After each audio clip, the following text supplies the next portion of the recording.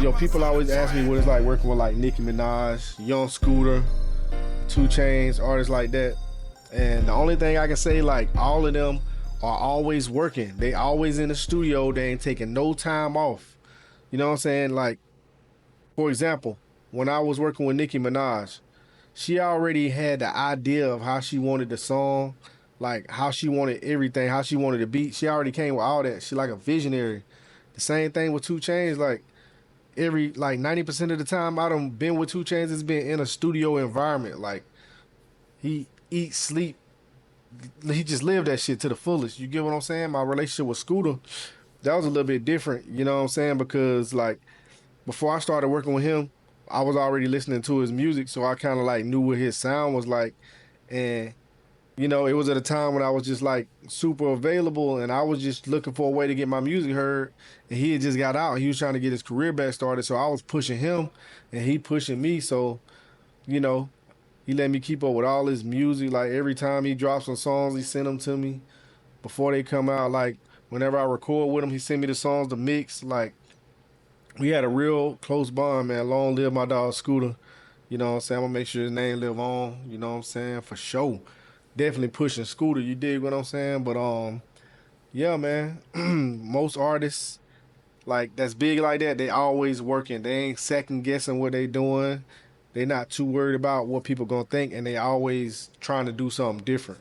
You know what I'm saying? Scooter, he was just talking his real life. Like it was so easy for him because he talking about shit that might have just happened 20 minutes ago. You know what I'm saying? So yeah, man. If you are like up and coming artist, you know what I'm saying? And yeah, if you're a producer trying to work with bigger artists, it's not about overdoing it. You get what I'm saying? It's about knowing when like the idea is enough. You ain't gotta overdo the idea. It's just you gotta know when that idea is just enough for real. So yeah, that's what it's like, man. You know, pretty much. Yeah, yeah. So I'm gonna talk about some other artists I work with at another time. A lot of people ask me like, what would you do if you had to start over with $100 in a laptop? The first thing I would do was I would get FL Studio. That's number one. And I would network on the internet and find me some good loop makers. If I ain't good at playing the piano, I spend probably $30 on a drum kit or something like that, or a loop pack. Yeah, I start posting TikTok and YouTube shorts of me making beats. Like, for real, you don't need a $5,000 setup just to make some music. You get what I'm saying? Like you can do it with literally $100 in a laptop.